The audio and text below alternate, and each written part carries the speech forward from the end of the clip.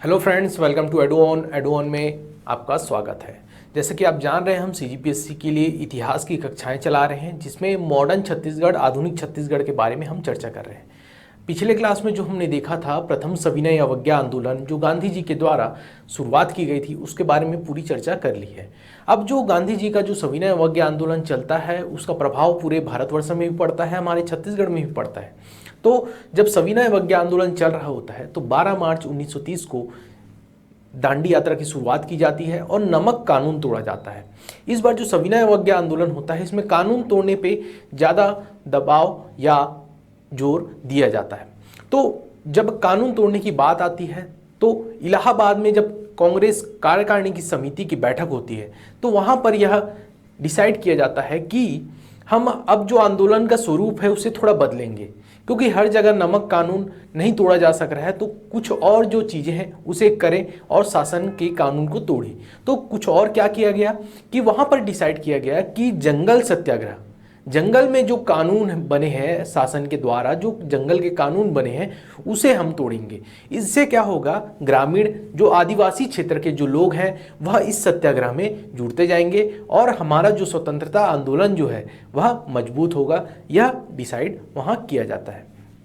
तो जैसे मैंने बताया, इलाहाबाद में जो कार्यकारिणी की बैठक होती है वहाँ पर यह डिसीजन लिया गया। तो इलाहाबाद में सत्याग्रह का विस्तार किया जाता है और जो प्रतिबंधित क्षेत्र है वहां ग्रामीणों के द्वारा प्रवेश किया जाता है और आंदोलन को सुचारू रूप से चलाया जाता है, जिसमें वन शासन, जो वन अधिनियम बना होता है शासन का 1927 का, उसके अनुरूप यह था कि अगर कोई भी प्रतिबंधित क्षेत्र में बिना अनुमति के प्रवेश करता है या कोई भी व्यक्ति प्रवेश करता है, उसे क्या किया जाएगा, गिरफ्तार कर लिया जाएगा।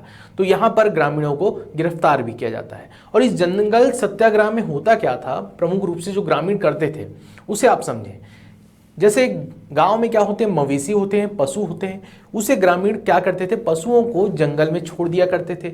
और जंगल होता क्या था, यह शासन के अधीन था और वहां पर शासन का कानून था। तो अगर जंगल में मवेशी बिना पूछे अगर छोड़ दे रहे हैं तो यहाँ पर शासन का कानून टूट जाता था और शासन जो भी मवेशी हैं उसे कांजी हाउस में ले आके छोड़ देते थे। दूसरा क्या करते थे, ग्रामीण जाते थे वहाँ पे घास की कटाई, पेड़ों की कटाई या लकड़ियों को उठा के लाना, इस तरह से जो सत्याग्रह के अनुरूप जो कानून थे उसे तोड़ा करते थे। तो यहाँ पर यही जंगल सत्याग्रह का मुख्य जो विशेषताएं थी उसे हमने देखा है। तो अब हम देखेंगे जो छत्तीसगढ़ में प्रमुख जो सत्याग्रह हुए उसे हम आगे ले चलते हैं। तो यहाँ पर जो जंगल सत्याग्रह होता है छत्तीसगढ़ में, उसमें जो प्रमुख बातें हैं उसे मैप के द्वारा आप समझेंगे तो ज़्यादा अच्छा होगा। मैप को थोड़ा हम समझते हैं। यहाँ पर जो आप जगह देख रहे हैं, बहुत सारी जगह हैं, उसमें बिलासपुर, महासमुंद, धमतरी, बिलासपुर, महासमुंद, धमतरी, ये कुछ प्रमुख क्षेत्र थे जहां पर बहुत ज़्यादा बड़े रूप में जंगल सत्याग्रह को किया गया था। तो जंगल सत्याग्रह में धमतरी, महासमुंद प्रमुख क्षेत्र होते हैं, जिसमें हम देखते हैं धमतरी क्षेत्र में तो धमतरी क्षेत्र में जो जंगल सत्याग्रह होता है वह होता है गट्टा सिल्ली का जंगल सत्याग्रह। और यह धमतरी क्षेत्र का एक गांव है गट्टा सिल्ली।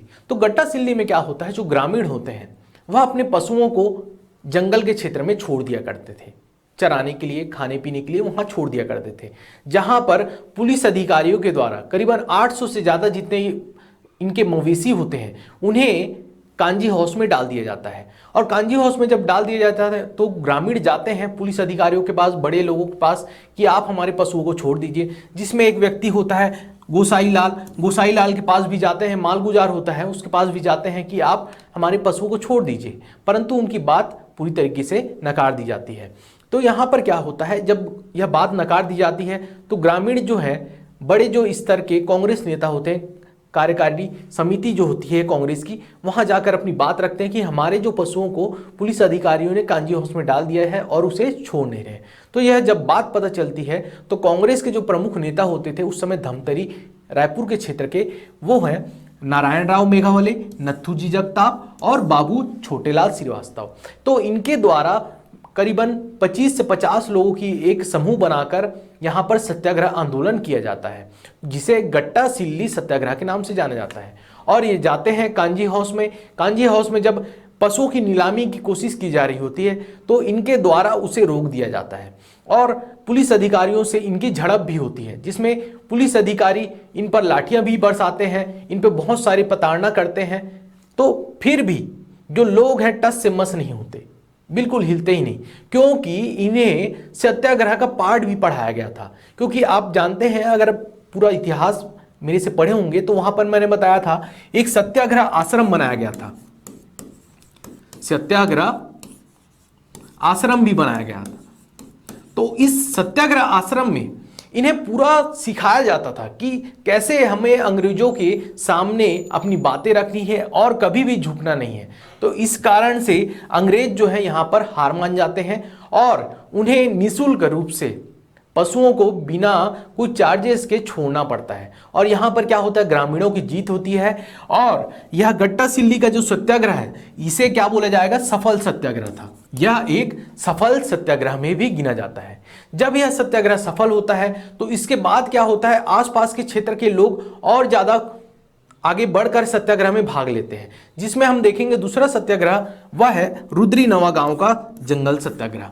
रुद्री नवा गांव का जंगल सत्याग्रह जो होता है 22 अगस्त 1930 को, और इसका जो नेतृत्व करते हैं वो होते हैं नथुजी जगताप। इसके अलावा भी बहुत सारे नेता इनके साथ जुड़ते हैं, जिसमें हम देखेंगे कि पंडित सुंदरलाल शर्मा जी जब इस आंदोलन में भाग लेने आते हैं तो उन्हें अभनपुर के पास गिरफ्तार कर लिया जाता है, और अन्य भी नेता जो है यहाँ भाग लेने की कोशिश करते हैं, उन्हें गिरफ्तार कर लिया जाता है। अब अगर नथुजी जगताप जी जो हैं तो उनके साथ में नारायण राव मेघावली भी हैं, छोटू श्रीवास्तव भी है, छोटेलाल श्रीवास्तव भी है। तो ऐसे जो नेता है इस धमतरी क्षेत्र के रुद्री नवगांव क्षेत्र में यहाँ पर इस सत्याग्रह में भाग लेते हैं। तो यहाँ पर क्या करते हैं, ये जंगल में जाते हैं। जैसे मैंने बताया था कि जंगल में एक विशेष कानून बना हुआ था कि बिना अनुमति के कोई प्रवेश नहीं करेगा, तो ये बिना अनुमति के उस क्षेत्र में प्रवेश करते हैं, घासों की कटाई करते हैं, पेड़ों की कटाई करते हैं। तो इस प्रकार के सत्याग्रह के कार्यक्रम उस जगह किए गए। तो यहाँ पर क्या होता है, पुलिस अधिकारियों को जब जानकारी मिलती है तो क्या किया जाता है, इन्हें गिरफ्तार कर लिया जाता है, उन पर लाठी चार्ज किए जाते हैं। तो जब एक बड़ा जन समूह, एक जन आंदोलन चल रहा होता है, तो पुलिस अधिकारियों के द्वारा जब लाठीचार्ज से भी लोग नहीं मानते तो यहां पर क्या होता है कि पुलिस अधिकारियों के द्वारा गोलियां चलाई जाती हैं। जब गोलियां चलती हैं तो उसमें एक व्यक्ति होता है जिसका नाम होता है सिंधु कुमार। सिंधु कुमार को गोली लग जाती है और उसकी मृत्यु हो जाती है। एक व्यक्ति और है जिसकी मृत्यु होती है, वह होता है रेलू। रेलू नाम के व्यक्ति की भी मौत इस गोलीकांड में, या जब गोली चलाया जाता है पुलिस अधिकारियों के द्वारा, उसमें इसकी मृत्यु हो जाती है। तो ये किस क्षेत्र की बात कर रहा हूं मैं, धमतरी क्षेत्र की। धमतरी, ये दूसरा आंदोलन धमतरी क्षेत्र का, एक गट्टा सिल्ली और एक रुद्री नवा गांव। रुद्री को तो आप जानते भी हैं, डैम के नाम से बांध है यहाँ पर बहुत बड़ा, गंगरेल और ये रुद्री।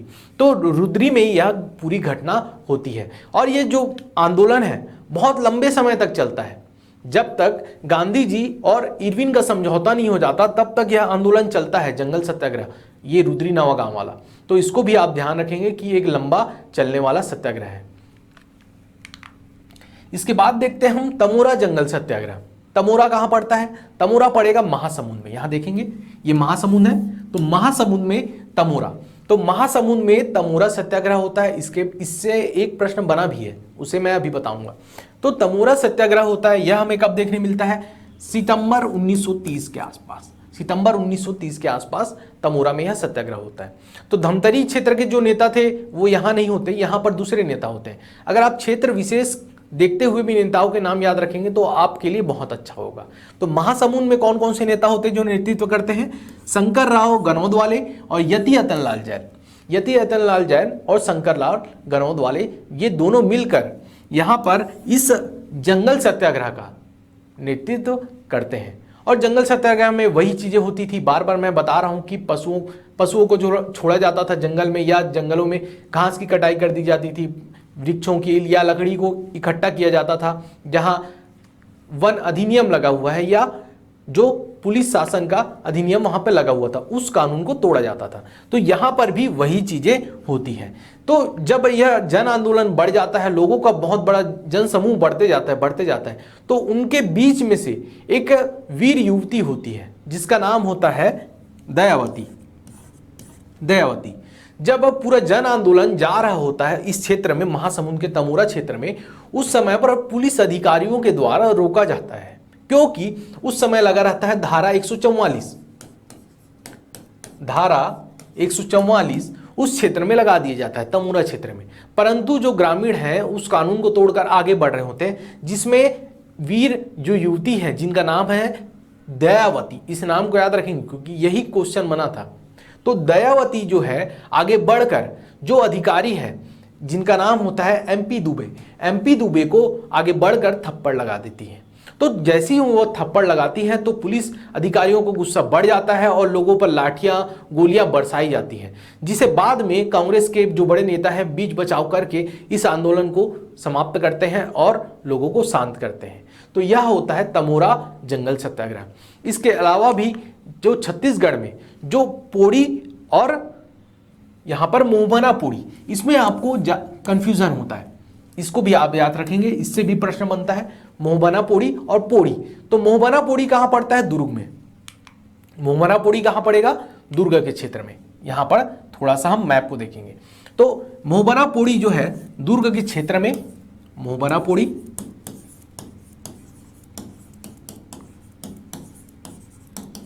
कहां? दुर्ग में। और जो दूसरा है वो है पोड़ी। अगर आपको सिंपल पोड़ी बोलेगा तो पोड़ी कहां मिलेगा आपको? बिलासपुर में। क्योंकि दोनों नाम एक जैसे हैं इसीलिए मैं दोनों को आपको एक साथ बता रहा हूं। तो दोनों में क्या होता है यहां पर देखेंगे, मोहबना पोड़ी जो है दुर्ग में, तो दुर्ग में नेतृत्व करते हैं, उनका नाम होता है नरसिंह प्रसाद अग्रवाल। नरसिंह प्रसाद अग्रवाल अगस्त 1930 में यहां के जंगल सत्याग्रह को नेतृत्व देते हैं। और यहां पर क्या किया जाता है? जन समूह के द्वारा जंगल में आरक्षित क्षेत्र में प्रवेश किया जाता है, जिसके कारण नरसिंह प्रसाद अग्रवाल को यहां पर भी गिरफ्तार किया जाता है। और दूसरा जो है पोड़ी, पोड़ी जो है यह होता है बिलासपुर में। स्थान कहां? बिलासपुर में। याद रखेंगे, स्थान को विशेषकर पूछता है ये जंगल सत्याग्रह कहां हुआ था, तो आपको बताना है यह पोड़ी में हुआ था। और इसकी जो नेतृत्व कर रहे थे वह थे रामाधार दुबे। रामाधार दुबे के द्वारा बिलासपुर में पोड़ी नाम के जो गांव है वहां पर जंगल सत्याग्रह को क्या किया जाता है? नेतृत्व दिया जाता है। इसमें क्या होता है? ग्रामीणों के द्वारा पशुओं को जंगल में भेज दिया जाता था, कानून को तोड़ा जाता था उसके द्वारा। और जो जंगल को जब प्रवेश किया जाता है और जब घास की कटाई होती है तो पुलिस वालों के द्वारा क्या किया जाता है? इन्हें गिरफ्तार कर लिया जाता है। और बाद में जब गिरफ्तार होते हैं तो रामाधार द्विवेदी के द्वारा तो यहां पर बनाया जाता है चरखा संघ। चरखा संघ बनाकर भी जन जागृति का कार्यक्रम ये अपना कंटिन्यू यहां पर करते हैं, जन जागृति। तो यह कौन सा हो गया? पोड़ी और मोहबना पोड़ी। मोहबना पोड़ी और पोड़ी ये दोनों को याद रखेंगे क्योंकि इसमें थोड़ा सा कंफ्यूजन आपको रहता है, इसीलिए मैं इस पे ज्यादा जोर दे रहा हूं। तो आगे मैंने बताया। अब इसके अलावा ये तो कुछ प्रमुख थे, इसके अलावा भी छोटे छोटे जो जंगल सत्याग्रह होते हैं उसे भी हम देख लेते हैं कौन कौन से होते हैं। तो यहां पर देखते जाइए, और जो छोटे छोटे जो जंगल सत्याग्रह हैं उसे मैं बता रहा हूं। ऊपर से देखते हैं, ये छत्तीसगढ़ का मैप है। यहां बिलासपुर में मैंने जैसे बता दिया पोड़ी जंगल सत्याग्रह। फिर ईदाखार होता है एक जंगल सत्याग्रह, वह भी बिलासपुर में होता है। फिर एक होता है बांधाखार, यहां पर देखेंगे यह है बांधाखार होता है कोरबा में होता है बांधाखार। उसके बाद जैसे महासमुंद में बताया मैंने, तमोरा के बारे में डिस्कस हो गया है। एक होता है लभरा भी होता है कहां? महासमुंद में। फिर तानावट, नवागढ़, एक मोहबना पोड़ी जो मैंने बताया दुर्ग जिले में होता है। छुई खदान और बदरा टोला, इसके बारे में मैंने अभी डिस्कस नहीं किया क्योंकि यह सविनय अवज्ञा आंदोलन है। प्रथम सविनय अवज्ञा आंदोलन 1930 से 31 के आसपास चल रहा होता है, उस समय नहीं होता। बदरा टोला और छुई खदान ये दोनों जो होता है 1939-38 में होता है। और धमतरी का जैसे मैंने विशेष यहाँ पे चर्चा की थी, जिसमें गट्टा सिल्ली और रुद्री नवाका। तो इस प्रकार से आप मैप के द्वारा भी इसे क्या करेंगे? याद करेंगे। तो चलिए थोड़ा सा जो चीजें बची हैं उसे भी देख लेते हैं कौन कौन सी हैं। तो यहां पर जैसे मैंने बताया एक घोंघाडीह जंगल सत्याग्रह भी होता है जो जुलाई 1930 में होता है, जुलाई 1930 में, जिसका नेतृत्व करते हैं मुकुंदा, अजीत रावत और पंचमलटी संसारी, ये सब घोंघाडीह जंगल सत्याग्रह का नेतृत्व करते हैं। उसके अलावा भी बेमेतरा में भी जंगल सत्याग्रह होता है, जिसे विश्वनाथ तामस्कर जी के द्वारा चलाया जाता है। तानवत नवापारा, ये इसके बारे में तो बता दिया था मैंने। पकरिया जंगल सत्याग्रह होता है जांजगीर चांपा में, जिसे अयोध्या प्रसाद जैन जी के द्वारा यहाँ पर इसे नेतृत्व किया जाता है। कहाँ हुआ है? पकरिया, याद रखेंगे, जांजगीर चांपा। इस चीज का ध्यान रखेंगे, जगह का नाम बहुत जरूरी है, जगह का नाम पूछता ही है। तो और ईदा खार के बारे में तो बताया ही मैंने, तो ईदा खार का नेतृत्व करते हैं, उसके बारे में देख लेते हैं। सत्यनारायण खंडेवाल, रामनारायण, सरदार अमर सिंह, केशव प्रसाद वर्मा, तो इनके द्वारा क्या किया जाता है? ईदा खार जो जंगल सत्याग्रह है उसे चलाया जाता है। और ये कहाँ देखे थे? मैप में याद होगा, बिलासपुर में हुआ था। ये कहाँ हुआ था? बिलासपुर में। तो यहां तक ये चीजें क्लियर होंगी। और एक जो था आखिरी, वह है लभरा। लभरा कहाँ हुआ था? महासमुंद में। तमोरा और लभरा, जिसमें अरविंदम गिरी ने इस आंदोलन की नेतृत्व किए थे। तो महासमुंद में होता है लभरा। तो इस प्रकार हमने क्या देखा कि जो प्रमुख जंगल सत्याग्रह है उसमें और जो छोटे छोटे बचे हुए थे उसे भी हमने देख लिया। एक होता है बेगार आंदोलन, भी होता है बेगार आंदोलन। बेगार आंदोलन छोटे स्तर पर होता है, इसे भी आप समझ ले। और ये होता कहां पे है? बेगार आंदोलन उदयपुर में। उदयपुर जो रायगढ़ में स्थित है। तो उदयपुर में एक बेगार आंदोलन भी होता है, यह जंगल सत्याग्रह के समय ही होता है। तो यह बेगार आंदोलन में क्या होता था? जो ग्रामीण आदिवासी हैं उन्हें पुलिस पकड़ कर ले जाती थी और एक के बाद एक इन्हें अपने बिना पैसे के काम पे रखा जाता था, काम करवाया जाता था, जिसके विरोध में यह बेगार आंदोलन ग्रामीणों के द्वारा, आदिवासियों के द्वारा कराया जाता है। तो इस प्रकार हमने क्या देखा? यह जंगल सत्याग्रह पूरा देख लिया। इसके अलावा जितने भी छोटे छोटे और जंगल सत्याग्रह थे उसे भी हमने देख लिया। और इस प्रकार ये जंगल सत्याग्रह का पूरा ये क्लास आज समाप्त होता है। जंगल सत्याग्रह के बाद आगे हम जैसे जैसे बढ़ते जाएंगे, प्रांतीय चुनाव के बारे में पढ़ेंगे, सविनय अवज्ञा आंदोलन, द्वितीय सविनय अवज्ञा आंदोलन, ये सब चीज़ें आगे आते जाएंगी। तो इस प्रकार हम इस क्लास को समाप्त करते हैं। आगे भी आप हमसे जुड़े रहें, हम आपके लिए इस तरह की जानकारी लेकर आते रहेंगे। धन्यवाद। जय छत्तीसगढ़।